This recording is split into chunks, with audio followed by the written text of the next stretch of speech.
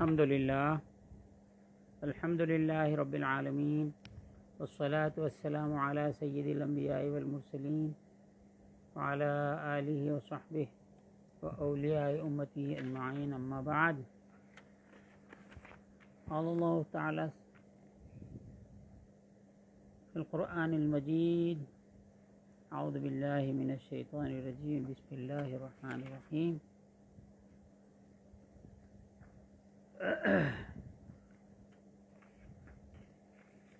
بسم اللہ الرحمن الرحیم. وعباد الرحمن الذین یمشون علی الارض ہونا واذا خاطبهم الجاہلون قالوا سلاما. وقال اللہ سبحانہ وتعالی للفقراء الذین احصروا فی سبیل اللہ. صدق اللہ مولانا العظیم، صدق رسول النبی الامین الکریم، ونحن على ذلك من الشاهدين والشاكرين والحمد لله رب العالمین. سامعین کرام، برادران طریقت، ہم کشف المحجوب شریف سے یہ باب پڑھ رہے ہیں، فخر اور صفوت کے درمیان کیا فرق ہے. ابتدا میں جو درس آیا تھا، سب سے پہلا باب علم کے اس بات میں ہے، دوسرا فخر کے اس بات میں، تیسرا تصوف کے اس بات میں، چوتھا لبس المرقعات، گدڑی پوشی کے بارے میں. اب یہ نہایت ہی مہارت کے ساتھ یہ چیپٹرائزیشن ہے، ابواب بندی ہے. فخر اور تصوف کا بیان ہوا اور لباس کا بیان ہوا. فخر کیا ہے بہت اچھی طرح سمجھایا گیا، تصوف کیا ہے بہت اچھی طرح سمجھایا گیا. اس کے بعد کا جو اسٹیپ آیا وہ لباس کے متعلق آیا، یعنی لباس ظاہری کی بھی بات آ گئی، لباس باطنی کی بھی بات آ گئی. اور جب فخر کو بیان کیا تو اس کے تمام پہلو بیان کر دیے، تصوف کو بیان کیا، تمام پہلو بیان فرما دیے، اور دونوں کی انتہا تک پہنچا دیا. اگر کوئی پڑھنے والا پڑھے تو دونوں ایک جیسے معلوم ہوتے ہیں، لیکن ان دونوں میں فرق کیا ہے اس پر گفتگو کر رہے ہیں. آپ نے ارشاد فرمایا، گزشتہ درس میں یہ بات گزر چکی ہے، کہ ایک وہ مقام ہے اس میں فخر اور صفوت، دونوں میں کون افضل ہے؟ فرمایا کہ جن کے نزدیک فخر بہتر معلوم ہوا انہوں نے اس کو ترجیح دی، جن کو صفوت اچھی معلوم ہوئی تو اس کو انہوں نے ترجیح دی. لیکن ان دونوں گروہوں سے داتا گنج بخش اختلاف کرتے ہوئے فرماتے ہیں کہ یہ ایک مقام ہے کسی کے پاس اور کوئی فنا ہے، تو فرماتے ہیں کہ جب یہ مقام سے اور محل سے گزر جاتے ہیں تو وہ مقام آ جاتا ہے کہ جہاں تمیز نہیں ہوتی، نام رکھائی نہیں ہو سکتی ہے، تو کچھ تو سمجھنے کے لیے نام رکھنا چاہیے، تو ویسا نام رکھا گیا ہے، ورنہ دونوں میں کوئی فرق نہیں. ان ہر دو نام اضطراری بود مر آن مانی را کے اندر تحت اسم نہ آید، وہ اسم کے دائرے میں نہیں آتے ہیں. اگر وہ فقیر خانند یا صوفی، ان ہر دو نام اضطراری بود. یہاں تک گویا ہمارا درس ہوا تھا. اب ہم آگے چلتے ہیں. ان اختلاف از وقت ابوالحسن سمنون باز است. یہ جو فقر کا اور صفوت کا اختلاف ہے، حضرت ابوالحسن سمنون رحمۃ اللہ تعالی علیہ کے دور سے کھلا ہوا ہے اختلاف کا دروازہ. وہی کہ وہی گوہ اندر کشفی بودے. حضرت ابوالحسن سمنون رحمۃ اللہ علیہ کبھی حالت کشف میں رہتے کہ تعلق بے بقا داشتے، جو بقا سے جس کا تعلق رہتا وہ مقام میں رہتے. فخر را بر صفوت مقدم نہادے، فخر کو صفوت پر مقدم رکھتے تھے، پریفرنس دیتے تھے. بہت چن اندر محلی بودے، جب پھر وہ ایک محل میں آتے، محل خود پلیس کو کہتے ہیں، آتے کہ تعلق بے فنا داشتی. وہ محل وہ فنا کا مقام ہوتا. پہلے بقا میں رہتے تو صفوت پر فخر کو مقدم رکھتے، جب محل فنا میں آ جاتے صفوت را بر فخر مقدم نہادے، تو صفوت کو فخر پر مقدم رکھتے. ارباب معانی اندر آن وقت او را چه گفتند، اس وقت اس دور میں جو ارباب معانی تھے ان کو کہتے کہ چرا چنین می کنی. وہ لوگ کہتے کہ چرا چنین می کنی، آپ ایسا کیوں کرتے ہیں، ایک وقت ایک بات ہے، دوسرے وقت دوسری بات ہے. گفت چون تبرا اندر فنا و نگونساری مشربی تمام است. جب طبیعت کو فنا کے مقام پر نگونساری گر جانا، عاجزی اختیار کرنا، یہ مشرب تمام کا تمام ہے، کامل ہے، اس میں کوئی کمی نہیں ہے. وہ اندر بقا علو کامل، اور بقا میں علو کامل یعنی کامل بزرگی، اس کی انتہا. ادھر فنا میں انتہا، عاجزی انکساری نیگونساری میں انتہا، بقا میں بھی انتہا. نیز ہم چنانچہ من اندر محلی باشم، یہ کہ میں جب جس محل میں ہوتا ہوں آن بے فنا باشد، وہ فنا ہوتی ہے، محل ہوتی ہے. صفوت را مقدم گویم، ایسے موقع پہ جب فنا غالب ہوتی ہے صفوت کو میں مقدم رکھتا ہوں فخر پر. چون اندر محلی باشم، اب جب ایسے مقام پر رہوں کہ تعلق بے بقا باشد، فخر را مقدم گویم، اس وقت فخر کو مقدم کرتا ہوں. مطلب یہ ہے کہ یہ ایک ہی شخص کے دو احوال ہیں، ایک مقدم ہے ایک پر، دوسرا مقدم ہے پہلے پر. اس کو میں سمجھانے کی کوشش کرتا ہوں دوسری اصطلاح میں. فقراء میں آج بھی یہ مشہور بات ہے، جب اللہ نے دیا ہے، نعمت بخشی ہے، آپ کے کھانے پینے کا اس کا بندوبست ہے، آپ کی خوراک آپ کے گھر میں موجود ہے، آپ شکر ادا کریں. شخص آپ کی ذات ہے، آپ کے پاس جو ضرورت کی چیزیں موجود ہیں، کھانا پینا، لباس اور ضروریات زندگی موجود ہیں، تو اس پر شکر کریں تو اللہ تعالیٰ شکر کرنے پر وہ نعمت کو اضافہ فرما دیتا ہے. اس منزل میں آپ شاکر ہیں، شکر یہاں پر مقدم ہے. ایک موقع یہ ہے کہ آپ کے پاس کوئی شے نہیں ہے، کھانے پینے کی اشیاء نہیں، لباس کی تنگی ہے، رہائش کا معاملہ پیچیدہ ہے، آپ اس حال میں صبر کر رہے ہیں تو اس وقت صابر ہیں.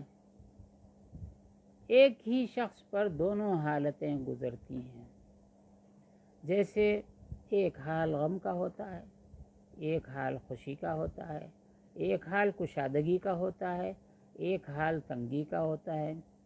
ان مع العسر یسرا، عسر بھی ہے یسر بھی ہے، کشادگی بھی ہے تنگی بھی ہے، تنگی کے بعد کشادگی ہے، کشادگی کے بعد تنگی ہے. تنگی کے بعد کشادگی ہے، انما العسر یسرا انما العسر یسرا فاذا فرغت فانصب والى ربک فارغب، تو دو بار آ گیا ہے، تو ایک ہی شخص پہ دونوں حالتیں گزرتی ہیں۔ جب جو حال میں رہے گا وہ حال کو مقدم رکھے گا، جب صبر کی منزل میں آ گیا تو صبر مقدم ہوگا، جب شکر کے حال میں آیا شکر مقدم ہوگا۔ تو داتا سرکار یہ کہنا چاہتے ہیں کہ نہ کوئی مقدم ہے نہ کوئی مؤخر ہے، نہ کسی کو پریفرنس اس پر ہے نہ اس پر ہے، جب جو حال سے گزرتا ہے وہ اس پر اس کو پریفرنس ہوتا ہے۔ چن اندر محلی باشم کے تعلقیان بے بقا باشد، میں اس مقام پر رہوں، اس محل میں رہوں جس کا تعلق بقا سے ہے، فقر کو مقدم کرتا ہوں صفوت پر، کہ فقر نام فناست و صفوت اذان بقاست، فقر فنا کا نام ہے اور اس سے صفوت باقی ہے۔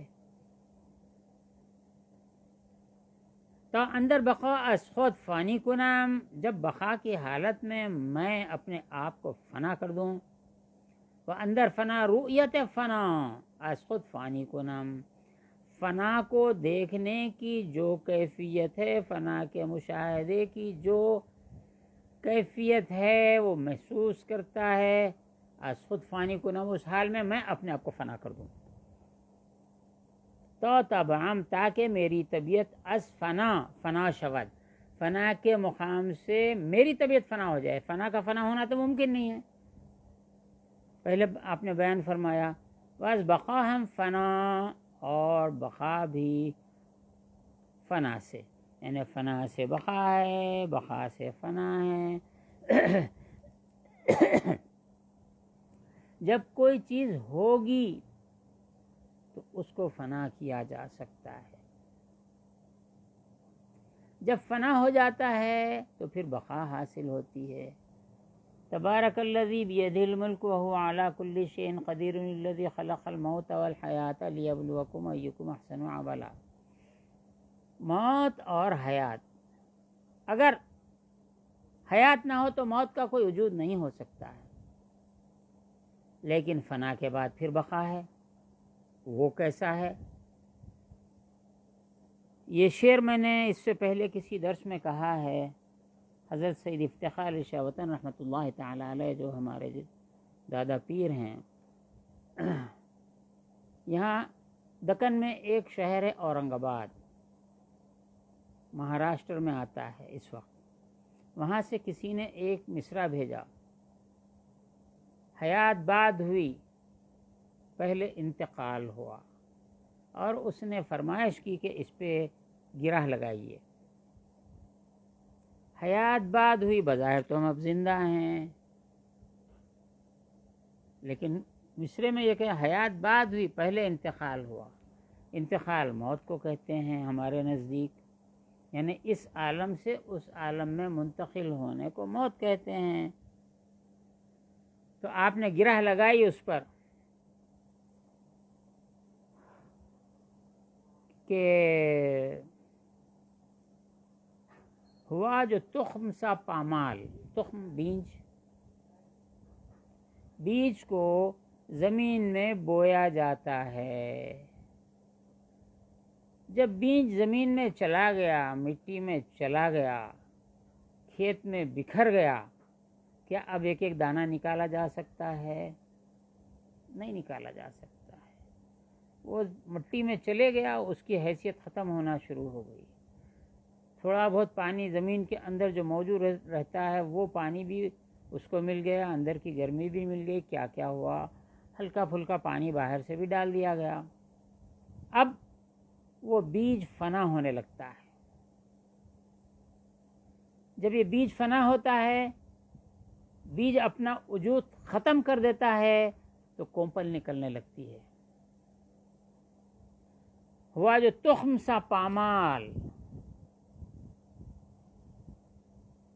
پھر نہال ہوا، ہوا جو تخم سا پامال پھر نہال ہوا، حیات بعد ہوئی پہلے انتقال ہوا۔ تو یہ جو دانہ ہے یہ زمین میں بویا تو دانے نے اپنی حیثیت کو کھو دیا، یہ منتقلی ہوئی، یہ زمین میں منتقل ہوا، منتقل ہو کر اپنے وجود کو اس نے فنا کیا۔ جب فنا ہوئی تو بقا کی صورت نکلی کہ وہ ایک تخم کی طرح، وہ ایک کوپل کی طرح باہر نکل آیا۔ تو فنائیت بقا کی دلیل ہے۔ تو فرماتے ہیں ہوا جو تخم سا پامال تب نہال ہوا، حیات بعد ہوئی پہلے انتقال ہوا۔ اب یہی کیفیت ہے۔ اللہ پاک نے ارشاد فرمایا کلمۃ طیبۃ کشجرۃ طیبۃ اصلها ثابت فروعها فی السماء۔ کلمہ طیبہ ایک مبارک درخت کی مانند ہے، اس کی اصل یعنی اس کی جڑیں زمین میں ہیں اور اس کی شاخیں آسمان میں ہیں۔ یہ بات کسی ضمن میں آگے اس سے پہلے گزر چکی ہے۔ مومن کا سینہ یہ پاک مٹی کی طرح ہے، پاک زمین کی طرح ہے۔ جب کلمہ طیبہ کا بیج اس میں ڈالا جاتا ہے، اس سینے میں بویا جاتا ہے، سینے میں عام طور پر آپ کو یہ بیج نظر آتا ہے، یہ بیج زمین میں ڈالا جاتا ہے، یہ زمین ہے، یہ زمین نچلا حصہ ہے اس کا۔ لیکن جب کلمہ طیبہ کی بات آتی ہے تو اللہ تعالیٰ نے فرمایا کہ یہ جو سینہ ہے اس کو احادیث میں آیا ہے کہ پاک زمین اس کو کہا گیا ہے۔ اس دانے کو کیسے بویا جائے؟ بونے کا آلہ بھی چاہیے، جب بیج ہے تو اس کے بونے کا آلہ چاہیے۔ بیج بونے کا آلہ یہ زبان ہے۔ اس زبان سے وہ بیج جو نظر نہیں آتا ہے، وہ کلمہ طیبہ لا الہ الا اللہ، یہ بیج کی طرح بیج نہیں ہے، یہ بیج زبان سے بویا جاتا ہے۔ اس کے بونے کا طریقہ یہ ہے، جب زبان سے اللہ اللہ کہے گا، لا الہ الا اللہ کی کثرت کرے گا، لا الہ الا اللہ محمد رسول اللہ کی کثرت کرے گا، تو اس سینے میں یہ بیج بویا جاتا ہے۔ اس کے بونے کی مثال میں دیتا ہوں، وہ یہ ہے آسمان سے بارش ہوتی ہے قطروں قطروں کی شکل میں، اور وہ زمین میں وہ پانی داخل ہوتا ہے۔ جب بارش ہوتی ہے تو زمین سرسبز و شاداب ہو جاتی ہے۔ یہ زراعت کا پہلا مرحلہ ہے۔ زمین کو صاف ستھری کر کے ناگر بکھر کر کے تیار رکھتے ہیں، جب بارش ہو جائے تو دانہ بویا جائے گا۔ دانہ بہترین ہے، دانہ اچھا ہے، دانہ ٹیسٹڈ ہے، گورنمنٹ کی طرف سے ٹیسٹ کر کے کہ یہ دانہ بہتر ہے، 100% اس میں پودا اگے گا اور پھل اچھا دے گا۔ تو پہلے زمین کو صاف کیا جاتا ہے،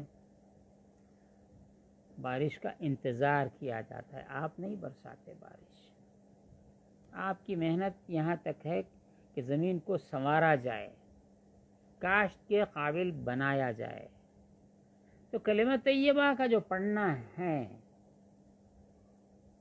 یہ پڑھنا گویا جو دل بنجر ہیں، ناقابل کاشت ہیں، اگر بہتر بیج، اچھی کوالٹی کا بہترین بیج اس زمین میں بویا جائے تو زمین میں جا کے وہ بیج جل جائے گا۔ کلمہ طیبہ کی زراعت آپ کر رہے ہیں، اگر کسی شخص سے جو مسلمان نہ ہو اس کو پڑھوائیے، وہ زبان سے پڑھ لے گا لیکن جانتا ہی نہیں ہے کیا ہے، اس کو اس حد تک سمجھانا چاہیے چاہیے کہ یہ بیج ہے، زمین اس طرح استوار کرنا چاہیے، ناگر بکھر کرنا چاہیے، ایسا ویسا۔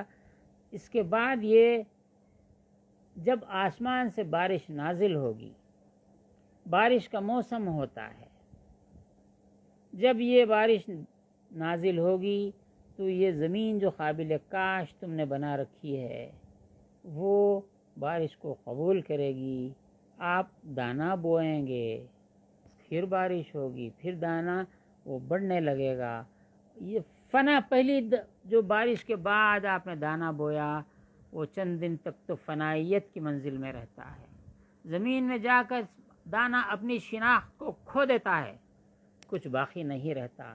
اس کے بعد ہر دانے پر جو غلاف ہوتا ہے، وہ سیڈ کا جو کور ہوتا ہے، سیڈ کور، وہ اپنا سیڈ کور چھوڑ دیتا ہے۔ سیڈ کور چھوڑنے کے بعد جو اس کے اندر جو بات چھپی ہوئی ہوتی ہے وہ ظاہر ہونے لگتی ہے۔ جب یہ سینے میں جب یہ بیج بویا جاتا ہے کلمہ طیبہ لا الہ الا اللہ کا، تو آپ کا سینہ جو زمین پاک ہے، زمین پاک میں پاک بیج بونے سے آپ کے دل میں وہ کلمہ طیبہ جو بیج ہے وہ درخت کی شکل اختیار کرنے لگتا ہے، اور جو بیج کا غلاف ہے، بیج کا کور ہے، سیڈ کا جو کور ہے، وہ جس طرح اپنے وجود سے الگ ہو جاتا ہے، ویسا ہی یہ انسانی جو وجود ہے، یہ دراصل یہ خود بھی ایک زمین بھی ہے، یہ خود ایک بیج بھی ہے۔ یہ مظہر درخت جیسا بیج مظہر درخت ہے، ویسا ہی یہ وجود مظہر قدرت خداوندی ہے، مظہر، اجازت دیجئے، مظہر خدا ہے۔ خدا کی خدائی اس وجود سے ظاہر ہونے لگتی ہے، جس طرح اس کا چھلکا بیج سے جدا ہو جاتا ہے۔ تو اندر جب تبدیلی آئے گی، بیج جب زمین کے اثر کو قبول کرے گا اور اس کو فنائیت کے لیے زمین قبول کر لے گی، تو اندر اس کی پرورش کرے گی۔ جب اندر سے بیج کی پرورش ہوتی ہے، باہر کا دانے کا جو غلاف ہے یا بھوسی ہے، دھان کی بھوسی ہوتی ہے، وہ بھوسی چھٹ جاتی ہے، جو کی بھوسی ہوتی ہے وہ چھٹ جاتی ہے، تو اصل جوہر نظر آنے لگتا ہے۔ جب یہ دل میں یہ کلمہ طیبہ کا بیج بو دیا گیا، یہ فخر اور میں صفوت کو بیان کر رہا ہوں، یہاں کی عبارت کی توضیح کر رہا ہوں۔ جب فخر نام فناست، فخر فنا کا نام ہے، بیج فنا ہو گیا، اپنا لباس چھوڑ دیا، لباس سے جو بشریت ہے اس کا غلاف اڑ گیا، قصہ ختم ہو گیا۔ اندر جو بچا تھا وہ مظہر خدا تھا، خدا کی قدرت کا مظہر تھا، وہ آنے لگتا ہے۔ اور یہ جو ہے بیج جو پاک ہے، صاف ہے، اس نے فنائیت اختیار کی تو اس کو صفوت حاصل ہوئی، وہ صفا کہلایا۔ اگر بیج کے اندر بیماری ہو اور فنائیت کے منزل میں بھی ڈال دیا جائے تو بیج کی خرابی کی وجہ سے وہ صفا کا مظہر نہیں بن سکتا، فخر کا مظہر نہیں بن سکتا۔ لہذا زمین پاک میں پاک بیج بویا جاتا ہے۔ وصفوت اذان بخاص، اور فخر کے فنا ہونے سے، فخر کو جو فنا کہتے ہیں، اب اس کے ذریعے سے بقا کی صورت ظاہر ہوتی ہے، جیسا بیج کے فنا ہونے سے پودا ظاہر ہونے لگا۔ پودا بڑھتے بڑھتے جب درخت بن جاتا ہے، یا گیہوں کا، گندم کا، چاول کا، جو کا اور دیگر اناج ہیں، یہ اپنی ایک زندگی کے معیار کو، جوانی کے معیار کو پہنچتا ہے تو پھل دینے لگتا ہے۔ زمین میں آپ ایک دانہ آپ نے بویا تھا، 100 دانوں والا بھٹا تیار ہو جاتا ہے. ایک بھٹا نے کئی بھٹے ایک ایک کمزور درخت پر ہوتے ہیں. چنانچہ گویم مقدم گویم بر صفوت کے فخر نام فناست و صفوت ازان بخاستا اندر بخا از خود فانی کنم. جب بقا ظاہر ہو تو پھر میں اس کو فنا کر دوں. تو یہ آپ اگر میں یہ کہوں تو بے جانا ہوگا. اگر یہ قابل قبول ہے اہل تصوف کے نزدیک، اہل فخر کے نزدیک، اہل فنا کے نزدیک، فخر ظاہر ہے، صفوت اس کا باطن ہے. اور جب فخر فنا ہو جائے صفوت ظاہر ہو، جب صفوت ظاہر ہو جائے تو پھر فخر ظاہر ہو. والاول والآخر والظاہر والباطن کا نظارہ یہاں سے نظر آنے لگتا ہے. اندر فنا رؤیت، اس کو انڈر لائن کر لیتا ہوں. یہ رؤیت یعنی دیدار میں فنا ہونا، محو ہو جانا. فنا ہونا وجود کا چھٹ جانا نہیں ہے، محو ہو کر اپنے آپ کو بھول جانا، یہ بھی فنائیت ہے. جیسا کہ سیدنا یوسف علیہ السلام کے دیدار کے وقت زنان مصر نے اپنی انگلیاں کاٹ لیں، فنائے رویت تھی، دیدار کی فنا تھی. دیدار کی لذت وہ ہے انگلیاں کٹ گئیں پتہ نہ چلا، گردنیں کٹ گئیں پتہ نہ چلا، حضور کے فرمان پہ جانیں دے دیں پتہ نہ چلا. اسی لیے فرمایا، احادیث میں آیا ہے کہ جب شہید کو شہادت ملتی ہے، اس کی جو موت ہوتی ہے، وہ ایسی لذت پاتا ہے کہ عام آدمی کے مرنے میں اور شہید کے مرنے میں فرق یہ ہے، عام آدمی جب مر جائے اس کو دفن کر دیا جائے تو قرآن مجید میں بھی آیا ہے، وہ التجا کرتے ہیں اے اللہ پھر سے ہم کو دوبارہ دنیا میں بھیج دے تاکہ ہم نیک عمل کریں. لیکن اللہ تعالیٰ فرماتا ہے کہ جب شہید ہوتا ہے تو درخواست کرتا ہے یا اللہ مجھے دنیا میں بھیج تاکہ میں پھر سے شہید ہو جاؤں. تیری جو شہادت کے وقت کی لذت ہے، اس لمحے جو اس کو اللہ رب العزت کی کا دیدار اس کو نصیب ہوگا، اس کا قرب نصیب ہوگا، تو موت اس کے لیے ایک تحفہ بن جاتی ہے. موت ایک سوغات بن جاتی ہے، وہ لذت دیدار کہلاتی ہے. تو فنائیت دیکھنے میں فنائیت، یوسف علیہ السلام کو دیکھا تو کہا ما ھذا بشرا، یہ بشر ہے ہی نہیں، فنا ہو گئے. حضرت زلیخا نے دے دیا، کاٹو انگلیاں دیکھ لو، چلیے ہم آگے چلتے ہیں. حضرت زلیخا نے مصر. تو یہاں پر کیا بات ہو رہی ہے؟ میں وہ جو رویت کی فنا ہے اس کو بھی میں فنا کر دوں، یعنی ہماری وجود کی کوئی ضرورت ہی نہیں ہے. تا تبام از فنا شود، تاکہ میری فنا طبیعت سے فنا ہو جائے. واز بقا ہم فنا، اور بقا جو ہے وہ بھی فنا ہو جائے. ان سخنان از روئے عبارت خوب است. یہ باتیں عبارت کے لیے، جملے کے لیے، بات کرنے کے لیے، اپنے معافی الضمیر کو بیان کرنے کے لیے بہت اچھی ہیں. اما فنا را فنا نباشد، لیکن فنا کو فنا نہیں ہوتی. و بقا را فنا نباشد، اور جو بقا ہے اس کو فنا نہیں ہوتی. اب یہ اس جملے کو فنا نہیں ہوتی اور بقا کو فنا نہیں ہوتی. بندہ جب فانی ہو جائے وہ فانی بخود ہوتا ہے، باقی بحق ہوتا ہے. اور جو باقی ہے پھر اس کو فنا نہیں ہوتی ہے، باقی ہو گیا. جو اپنی فنائیت حق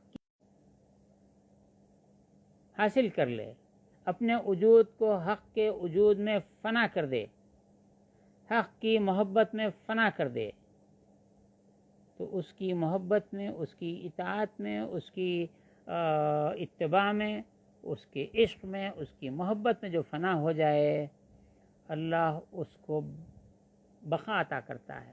ایسی بقا کہ اس کو فنا نہیں. اس کی ظاہر مثالیں آپ دیکھ سکتے ہیں.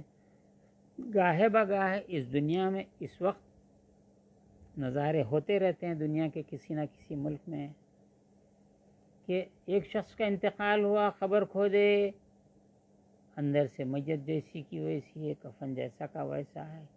100 سال کے ہیں، 200 سال کے ہیں، 700 سال کے ہیں، 800 سال کے ہیں، حضور صلی اللہ علیہ وسلم کے دور کے ہیں،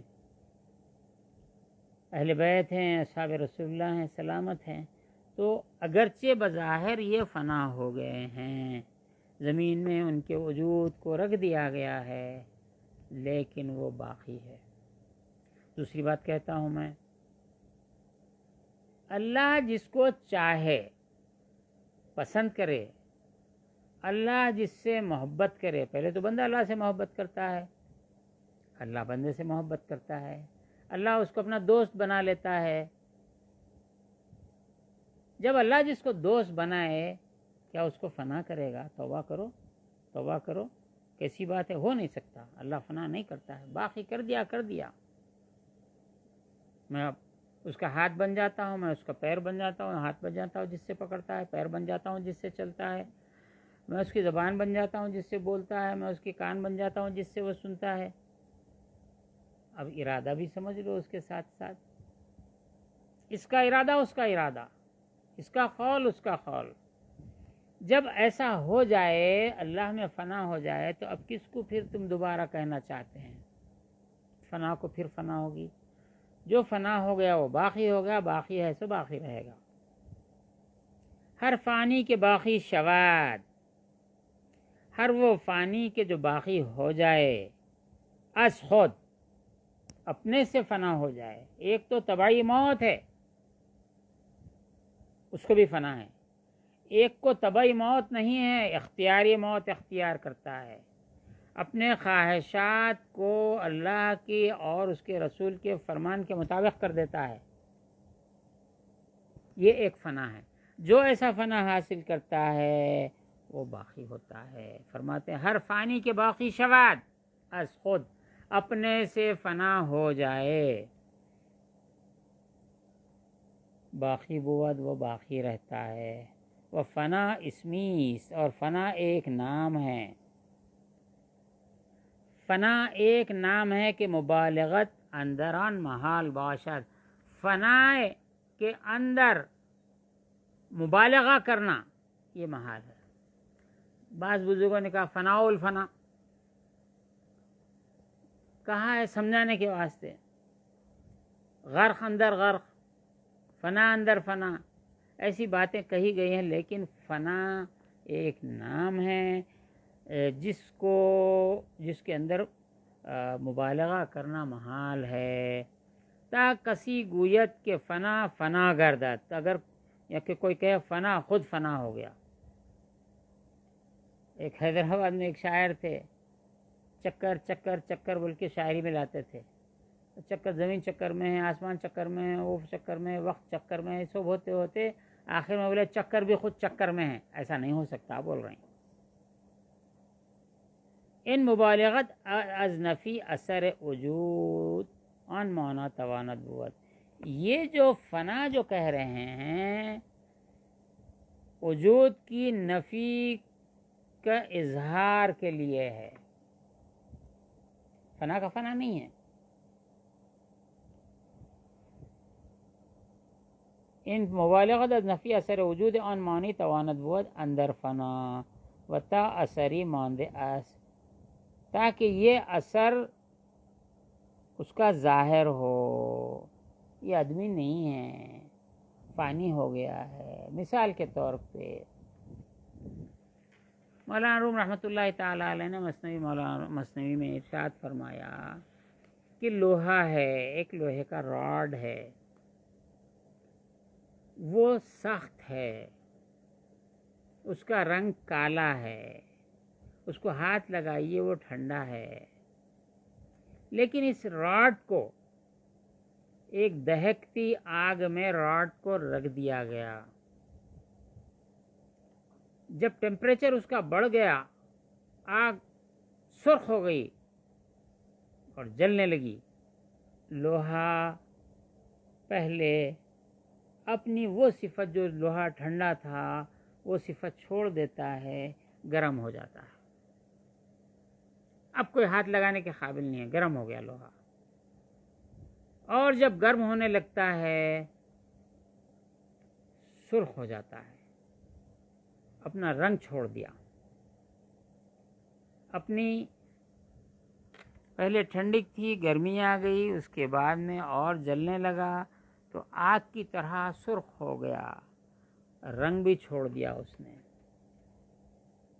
اس کے بعد میں اب کوئی ہاتھ لگا سکتا ہے؟ نہیں لگا سکتا ہے. تو جب لوہا آگ میں گرم ہو کر فنا ہو گیا، اگر کوئی بے وقوف یہ کہے کہ یہ لوہا ہے، لوہے کا راڈ ہے، اور اس کو پکڑ کر بتانا چاہے گا کہ یہ راڈ ہے، تو یہ جل جائے گا. جب تک لوہا لوہے پن کی صفات کا مظہر تھے یا اس میں لوہا پن نظر آتا تھا، وہ لوہا رہا. لیکن وہ صفات کو چھوڑ کر آگ کی صفت میں فنا ہو گیا، تو پھر فنا کی فنا کیا کریں گے؟ فنا کی فنا اب اگر سمجھانا چاہیں تو آپ یہ کہہ سکتے ہیں کہ وہ آگ تھا، لیکن اور ٹیمپریچر میں آ کر وہ آگ پنے کو وہ فنا کر دیا اور گرم مائع بن کر، یعنی لکوڈ بن کر وہ بہنے لگا. یہ ممکن ہے. اور اگر اس سے آگے جانا چاہے تو اتنی ہائی ٹیمپریچر پہ وہ چلا گیا کہ وہ پانی بجائے ہوا ہو گیا. تو فنا کی فنا نہیں ہوئی. لوہا تھا تو وہ فنا ہوا، آگ بن گیا، اب تو آگ ہو گیا، آگ کی فنا ہوگی. پھر فنا الفنا بولنے کے لیے تو بہتر ہے، بولا جا سکتا ہے. حضرت فرماتے ہیں ہنوز کیا ہے؟ تا اثری ماندے ایس ہنوز فنا نیست، چون فنا حاصل آمد فنا فنا ہیچ چیز نباشد. فنا فنا کوئی چیز نہیں ہوتی بجز تعجب اندر عبارت بی معنی، سوائے تعجب کے بے معنی عبارت کے علاوہ اور کوئی بات نہیں ہے.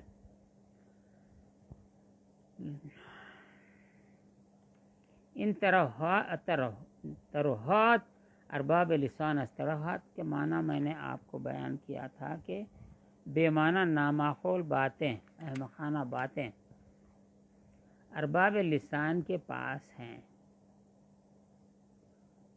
اندر وقت پرستش، عبادت کے دوران جو بتائی جاتے ہیں فنائیت کی باتیں، ومارا ازن جنس سخنست، ہم کو اس طرح کی باتوں میں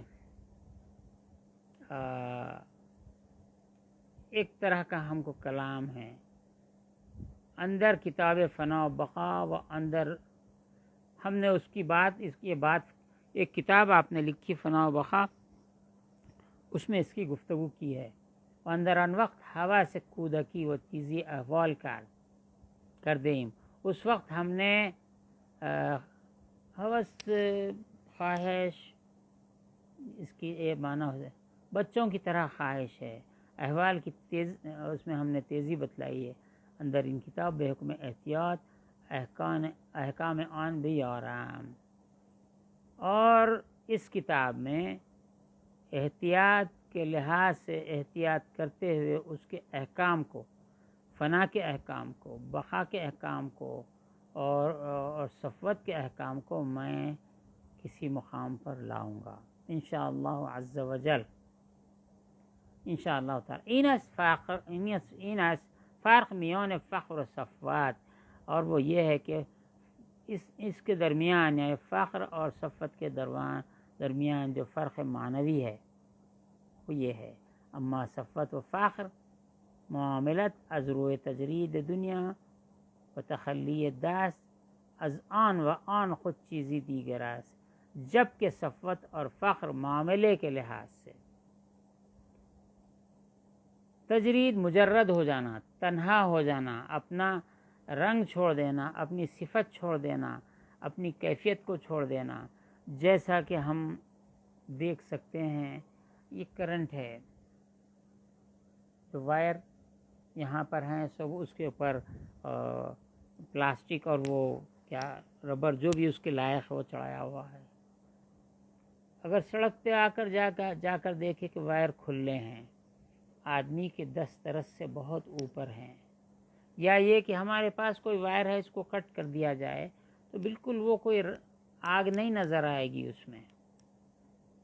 آپ کھولیں گے تو صاف نظر وائر کا وائر ہے، لیکن آپ اس کو ہاتھ لگائیں تو آپ شارٹ مارے گا، چونکہ اس کے اندر برق موجود ہے، اس کے اندر آگ موجود ہے. یہ جو راڈ ظاہر میں لال ہو گیا تھا، گرم ہو گیا تھا، جیسا مڑ جا رہا تھا، اس نے اپنی صفات کو کھو دیا. لیکن جو وائر ہیں آپ کے الیکٹریسٹی کے وائر ہیں، یہ وائر کاپر کا وائر ویسے ہی ہے، ایلومینیم کا ہے، اور جو بھی وائر ہے وہ ویسا ہی نظر آئے گا، لیکن اس کے اندر، اس کے باطن میں برق ہے، آگ دوڑ رہی ہے. ایسا ہی انسان جب اللہ رب العزت کے منشے میں، اتباع نبوی میں اپنے آپ کو فنا کرتا ہے تو دیکھنے میں آدمی سیدھا سادہ نظر آتا ہے، لیکن وہ سیدھا سادہ آدمی نہیں ہوتا ہے. اس میں خداوندی صفات سے وہ جگمگاتا رہتا ہے. تخلق باخلاق اللہ فرمایا، اپنے اخلاق کو سنوارو اللہ کے اخلاق سے، ان صفات کو اختیار کرو. اللہ باقی ہے، تم بھی باقی ہو جاؤ.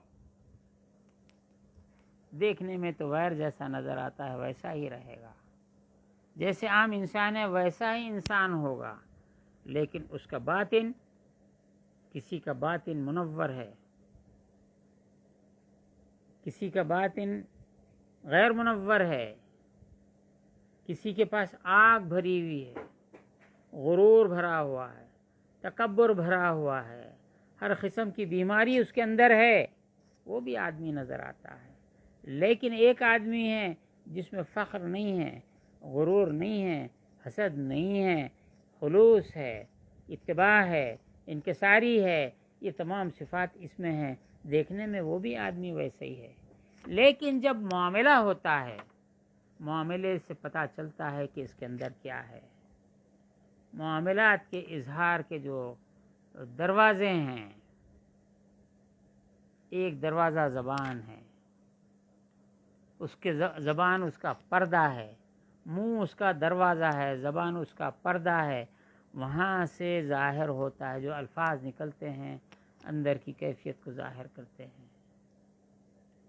آپ نے یہ ضرور سنا ہے کہ آنکھ ایک دروازہ ہے، کان ایک دروازہ ہے، یہ داخلے کا دروازہ ہے. یہ آنکھوں سے باہر دیکھتے ہیں تو اس کے ذریعے سے ادراک حاصل ہوتا ہے. زبان ہے، یہ بھی اخراج کا دروازہ ہے، اندر کیا چیز ہے باہر کرنے کا. لیکن کسی نے ہاتھ پاؤں کو بھی دروازہ کہا ہے؟ میں تو نہیں دیکھا آج تک. لیکن اس کتاب بابرکت، اس کشف المحجوب کے درس کے صدقے میں کہہ رہا ہوں، آپ کے ہاتھ پاؤں، حرکات و سکنات آپ کے باطن کا دروازہ ہیں. آپ کے باطن میں جو ہے خلوص ہے، چہرے سے ظاہر ہوتا ہے، آپ کے عمل سے ظاہر ہوتا ہے. غصہ ہے، آپ کے چہرے سے ظاہر ہوتا ہے، آپ کے کلمات سے ظاہر ہوتا ہے، آپ کے ہاتھ پاؤں سے ظاہر ہوتا ہے، آپ کی سخاوت سے ظاہر ہوتا ہے، آپ کے محبت بھرے الفاظ سے ظاہر ہوتا ہے، آپ انسانیت دوست ہیں، آپ کے عمل سے پتہ چلتا ہے، آپ اپنا مال نثار کر رہے ہیں، آپ کے حرکات و سکنات سے اس کا پتہ چلتا ہے۔ تو صوفیہ کے نزدیک یہ جو کلمات کہے جاتے ہیں دعائے حزب البحر شریف میں ہیں،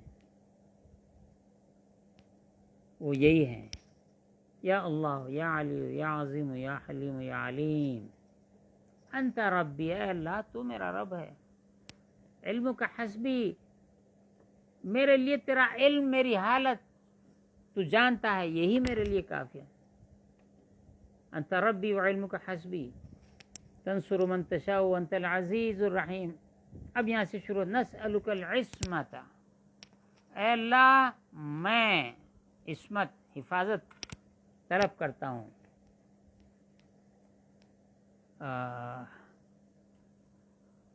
نسألک العصمت فی الحرکات، حرکات میں میں اپنی حفاظت چاہتا ہوں، میرے چلنے میں حفاظت چاہتا ہوں، میرے ہاتھ پاؤں کی حرکت پہ حفاظت چاہتا ہوں۔ نسألک العصمت فی الحرکات، مومنٹس پر، آنکھ کی حرکت پر، زبان کی حرکت پر، ہاتھ کی حرکت پر، پاؤں کی حرکت پر، دل کی حرکت پر۔ نسألک العصمت فی الحرکات والسکنات، سائلنس، میرا خاموش ہونا، میرے حرکت کرنا، اعضاء کا، خیال کی حرکت کی بات آتی ہے۔ فی الحرکات والسکنات والکلمات، اور زبان سے جو کلمات نکل رہے ہیں، میں تیری حفاظت چاہتا ہوں، میں حفاظت چاہتا ہوں تجھ سے، فرق ہو رہا ہے بولنے۔ والکلمات، کلمات میں، اور ارادات میں، جو ارادہ ہے اس میں بھی حفاظت طلب کرتا ہوں۔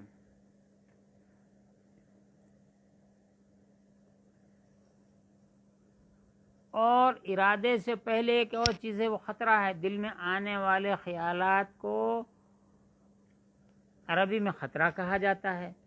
دل میں جو خیال آ رہے ہیں اس میں بھی میں عصمت چاہتا ہوں کہ یہ جو خیال ہے، جو خطرہ ہے، یہ خطرہ دل میں آنے والا ابلیس کی طرف سے نہ ہو، شیطان کی طرف سے نہ ہو، دنیا داروں کی طرف سے نہ ہو، اور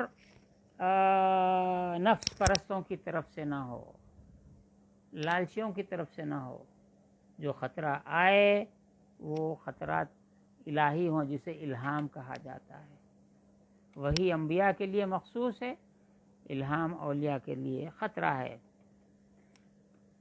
نسألک العصمت فی الحرکات والسکنات والکلمات والارادات والخطرات۔ خطرے کیسے ہیں؟ خطرات کی جو شکلیں ہیں: من الظنون، بدگمانیاں، یہ والشکوک، اور ایک دوسرے کے بارے میں شک ہے۔ میری زبان کی حفاظت فرما، میرے حرکات و سکنات کی حفاظت فرما، حرکات کی حفاظت فرما، ارادے کی حفاظت فرما، خطرات سے، بدگمانیوں سے، شکوک سے، والاوہام، وہم بھی ایک خطرہ ہو، وقت ایک اس کی شکل ہے۔ الساترتی للقلوب مطالعۃ الغیوب، جو پردے ڈال دیں دلوں پر غیب کے دیکھنے سے۔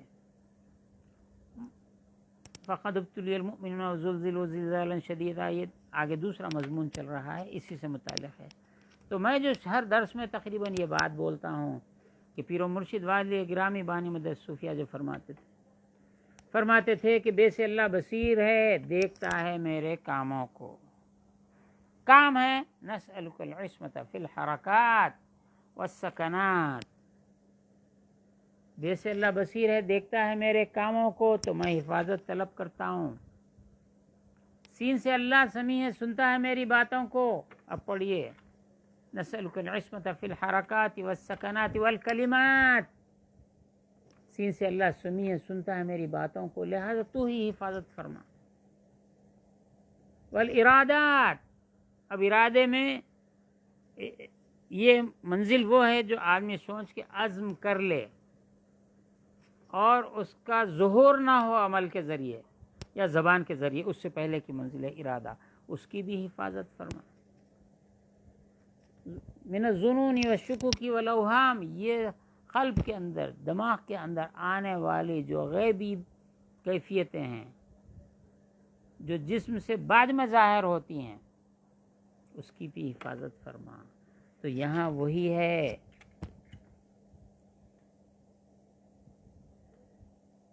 میں اس کو کتاب فنا و بقا میں نے لکھا ہے، اور اس کو میں کسی موقع پہ وہاں پر بیان کروں گا۔ فرماتے ہیں اما صفت و فخر معاملتی از روی تجرید دنیا و تخلی دست از آن خود چیزی دیگر است، یہ خود ایک اپنی جگہ الگ بات ہے، الگ بحث ہے۔ و حقیقت آن بے فخر و مسکنت باز گردد، یہ معاملہ پلٹ کر فخر اور مسکینی کی طرف پلٹ جاتا ہے۔ گروہی گفتیان، ایک گروہ نے کہا ہے اس مشائخ کے فقیر فاضل تر است، کہ فقیر فاضل تر ہے، از مسکین است، فاضل تر از مسکین است، مسکین سے زیادہ فاضل، افضل، اعلی، فقیر ہے۔ از آن جا کہ خدا عز و جل گفت، یہاں کہ اللہ نے فرمایا للفقراء الذین احصروا فی سبیل اللہ لا یستطیعون ضربا فی الارض، کو زمین میں روزی کمانے کے لیے، حرکت کرنے کے لیے بھی قابل نہیں، ایسے فنا ہوئے ہیں۔ ازانچہ مسکین صاحب معلوم بود، مسکین کیا ہے؟ صاحب معلوم ہوتا ہے۔ صاحب معلوم کیا ہے؟ فقیر تارک المعلوم ہوتا ہے۔ پس فخر عز باشد و مسکنت ذل، اور مسکنت مسکینی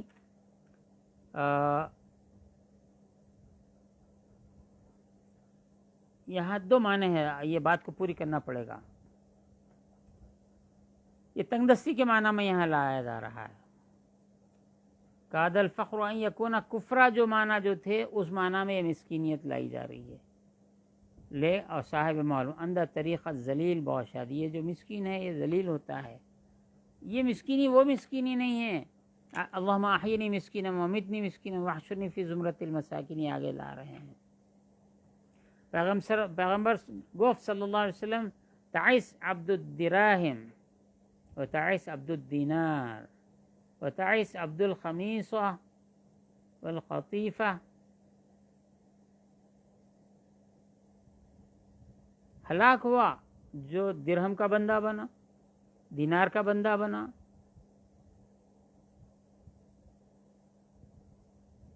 تارک المعلوم عزیز باشد و اعتماد صاحب المعلوم بر معلوم بود۔ ایک بحث یہاں پہ دوسری شروع ہوتی ہے، بات ہماری مکمل ہو رہی ہے۔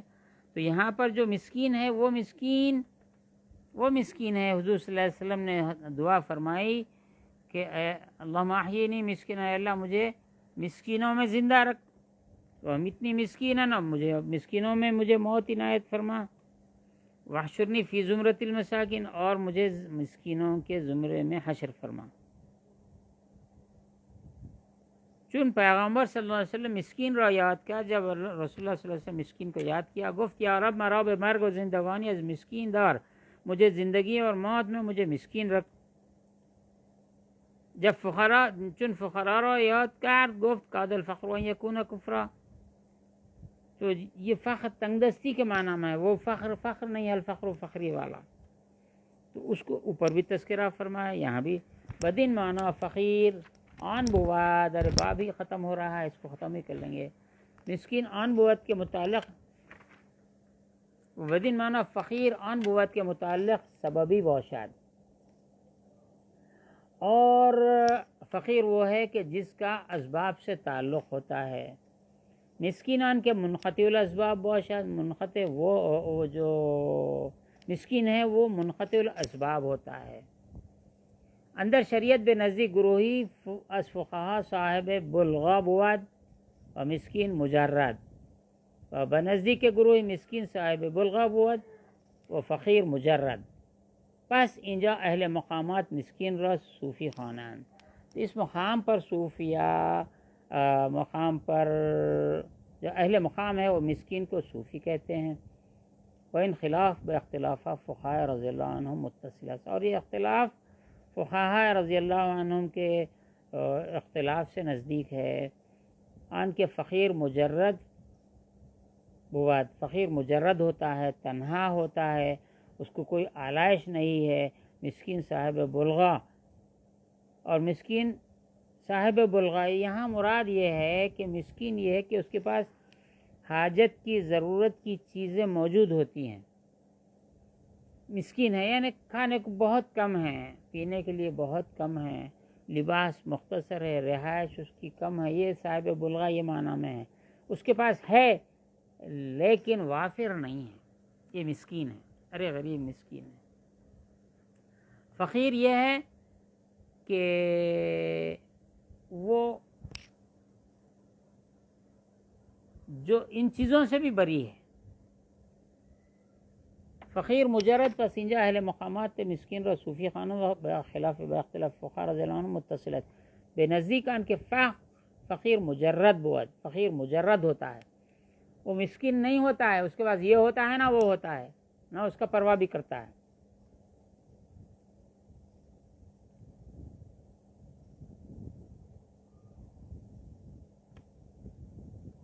مسکین صاحب بلغہ، اور مسکین صاحب بلغہ ہوتا ہے یعنی اس کے پاس اسباب دنیا تھوڑے بہت رہتے ہیں، زیادہ نہیں رہتے. فقر فاضل تر بود، اس مقام پہ فقر فاضل تر ہے. الصفوت بے نزدیک ان کے مسکین مجرد و فقیر صاحب بلغہ، اور وہ لوگ جن کے پاس مسکین جو مجرد مسکین ہے، پیور مسکین ہے، اور فقیر صاحب بلغہ، ان کے نزدیک فقیر صاحب بلغہ ہے. صفوت ان کے نزدیک فاضل ہے. وہ فخرست، اور وہ ان کا فخر ہے. یہ الفاظ کی ایسی یہاں پہ بندش ہے، ایک سمجھائے تو دوسرے میں پھنس جاتے، دوسرا سمجھائے تو تیسرے میں پھنس جاتے. فرماتے ہیں احکام اختلاف ایشان اندر فخر و صفوت بر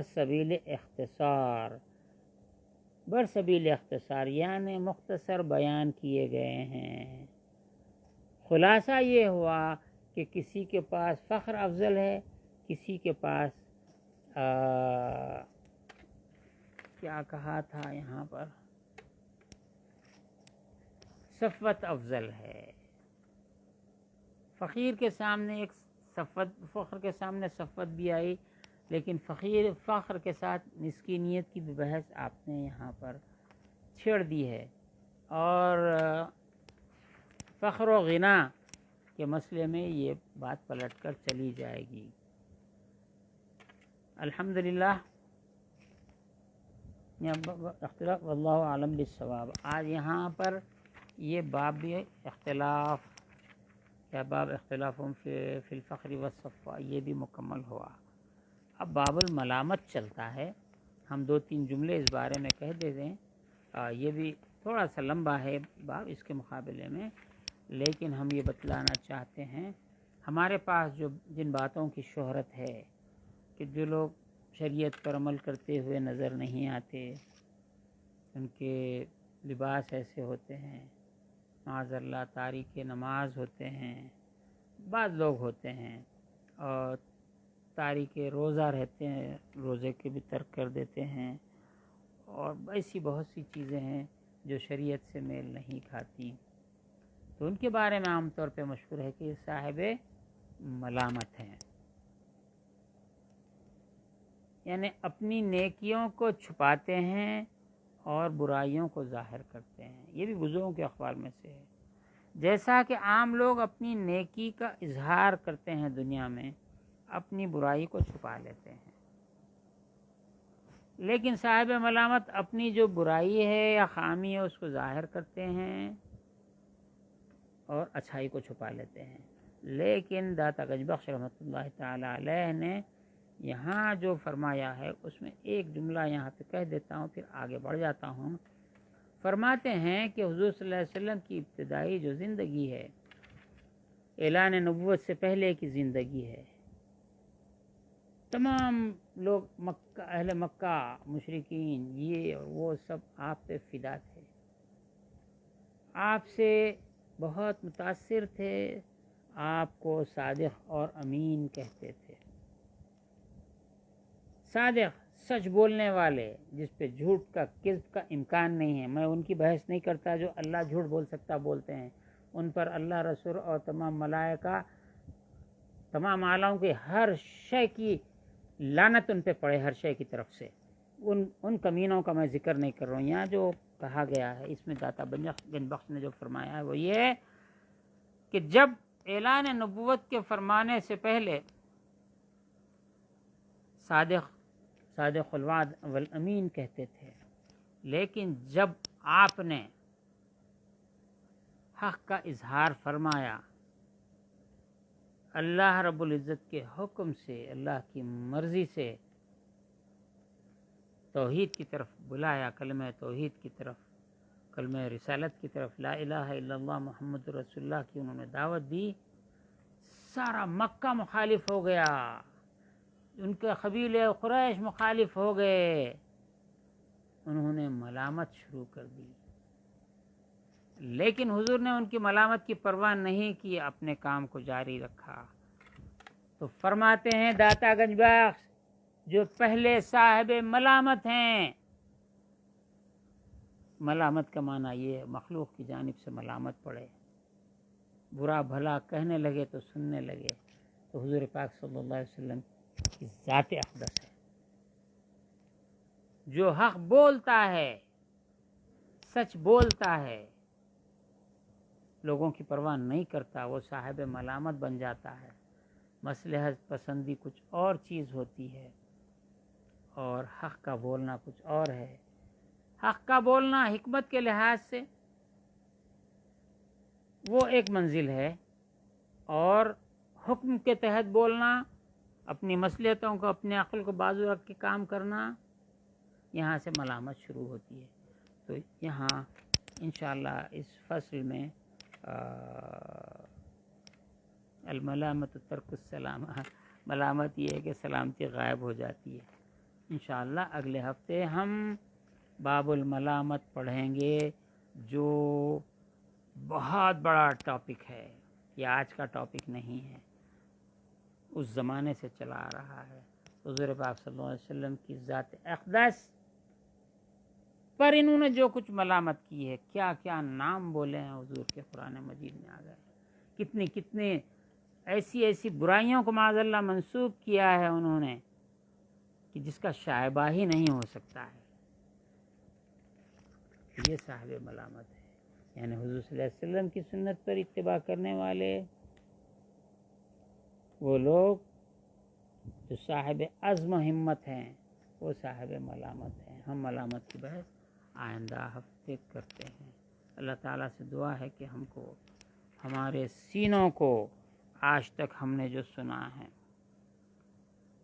اس کی برکت سے، اس کلام کی برکت سے، اس کی تشریح کی برکت سے ہمارے سینوں کو پاک زمین کی طرح کر دے، جو کلمت طیبۃ کشجرۃ طیبۃ اصلھا ثابت فروعها فی السماء کے قابل بنے، ہمارے وجود سے کثافتوں کو، غلاف کو ایسا دور کر دے جو درخت بننے والے بیج کے لیے، پودا بن کے درخت بننے والے بیج کے لیے اس کا لباس ہٹا دیا جاتا ہے، اس کو آپ نے جو حجاب بشریت کہا ہے، وہ حجاب بشریت سے باہر نکل آئیں، اور مظہر انوار خداوندی، جلال و جمال، مظہر اطاعت رسالت مآب صلی اللہ علیہ وسلم ہم بن جائیں، ہم مٹ جائیں، اس کو ظاہر کریں۔